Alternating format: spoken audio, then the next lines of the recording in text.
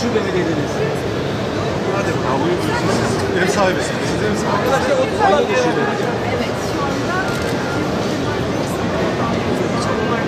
Hayır hayır.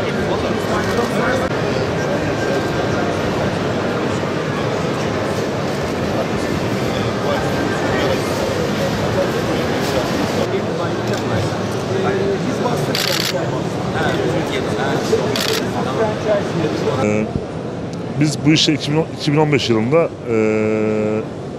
Dive kahvecisi olarak başladık ve bir Harput ismiyle Elazığ'dan yola çıktık.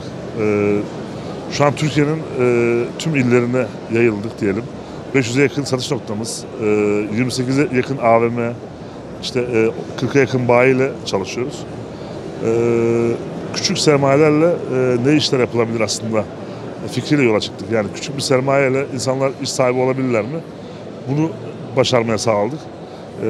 Bugün çok küçük yatırımlarla 40'a yakın bayimiz var ve yatırdıkları parayı ortalama 2 ay içerisinde, 3 ay içerisinde kendilerini geri dönüşlü sağlıklı bir işe girdiler.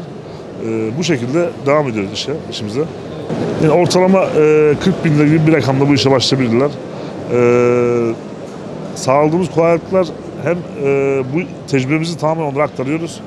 Eğitim anlamında kurulum, destek, personel yönlendirme, işte istedikleri yerleri ayarlama konusunda.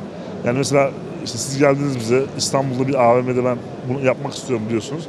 Biz devreye giriyoruz merkezi olarak kendi profesyonel ekibimizle gidip görüşüp oranın anlaşmalarını sağlıyoruz. Siz orada da bütün yükümlülüğü biz alabiliyoruz. Yani sizin sadece göstereceğiniz her yere biz gidip direkt kendimiz görüşüyoruz. Ve bütün sözleşmeleri, anlaşmaların hepsini biz yapıyoruz. Siz sadece bu işe karar veriyorsunuz ve ondan sonraki zamanda biz devreye girip bütün işlemleri hallediyoruz. Anahtar teslim olarak da işinizi size teslim ediyoruz.